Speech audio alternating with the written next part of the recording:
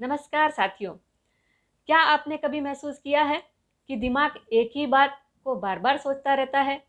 कभी कल की गलती, कभी आने वाले कल का डर, कभी दूसरों की बातों का असर। ये सब है ओवर थिंकिंग। आज का इंसान चाहे छात्र हो, नौकरी पेशा हो, गृहिणी हो या व्यापारी, सब किसी न किसी रूप में ओवर थिंकिंग का शिकार हैं। लेकिन अच्छी खबर यह है कि इसका समाधान हमारे पास है, श्रीमद् भगवद गीता।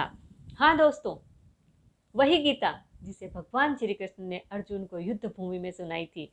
आज हम जानेंगे कि गीता हमें ओवर थिंकिंग से छुटकारा पाने के 5 अद्भुत उपाय कैसे सिखाती है। पहला पॉइंट जानते हैं, परिणाम की चिंता छोड़ो, कर्म पर ध्यान दो। गीता का सबसे मशहूर श्लोक है, कर्मण्येवाधिकारस्ते मा फलेषु कदाचन। अर्थात तुम्हारा अधिकार सिर्फ कर्म करने में है, फल पर नहीं। ओवर थिंकिंग का सबसे बड़ा कारण है फल की चिंता। हम सोचते रहते हैं रिजल्ट कैसा आएगा, लोग क्या कहेंगे, अगर असफल हो गए तो।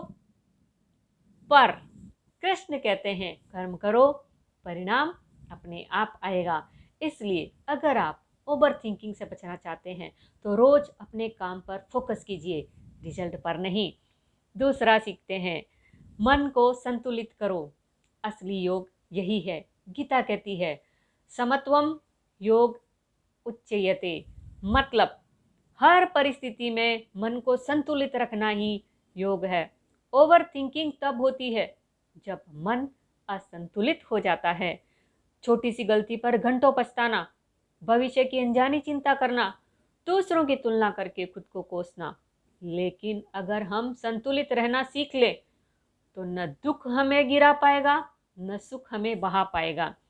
ध्यान, प्राणायाम और सकारात्मक सोच ये मन को संतुलित करने के बेहतरीन साधन हैं। तीसरा पॉइंट, वर्तमान में जीना सीखो। गीता सिखाती है माते संगोत्स्त्व कर्मणि, अर्थात निष्क्रिय मत बनो, कर्म करते रहो। ओवर थिंकिंग हमें दो जगह ले जाता है, या तो अतीत में पछतावा या भविष्य में चिंता। लेकिन गीता कहती है वर्तमान में जीना ही जीवन का रहस्य है। उदाहरण के लिए, अगर आप छात्र हैं तो अगर फेल हो गया तो सोचने के बजाय आज पढ़ाई पर कितना ध्यान दिया यह देखिए।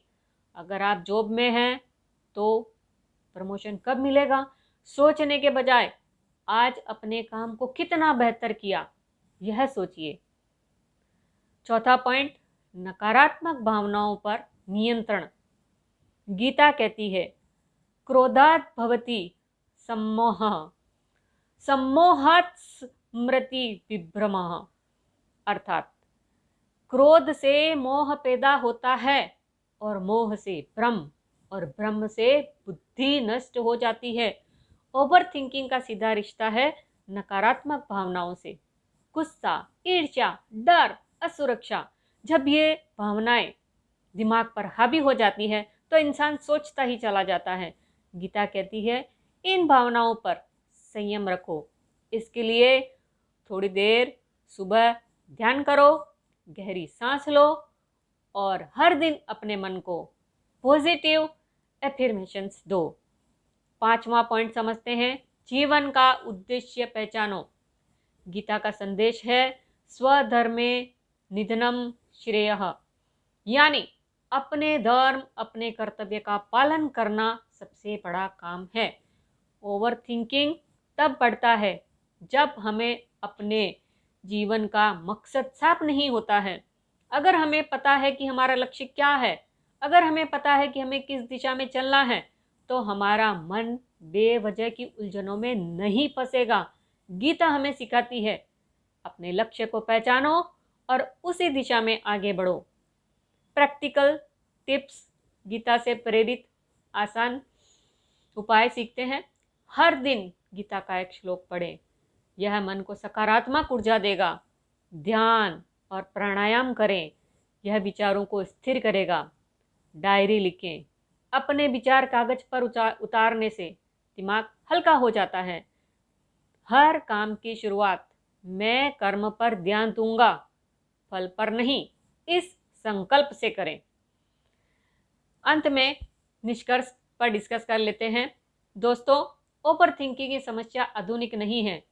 अर्जुन भी युद्ध भूमि में ओवर थिंकिंग के शिकार हो गए थे। वे सोच रहे थे, लड़ूं या ना लड़ूं, परिवार का क्या होगा, समाज क्या कहेगा।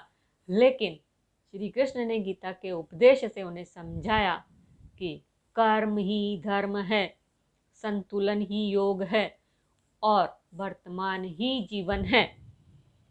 अगर हम गीता के इन संदेशों को जीवन में अपनाएं तो ओवर थिंकिंग हमें कभी परेशान नहीं कर पाएगी। दोस्तों, अगर ये वीडियो आपको पसंद आया तो कमेंट, शेयर, लाइक और सब्सक्राइब करना ना भूलें। जय श्री कृष्ण जरूर लिखें।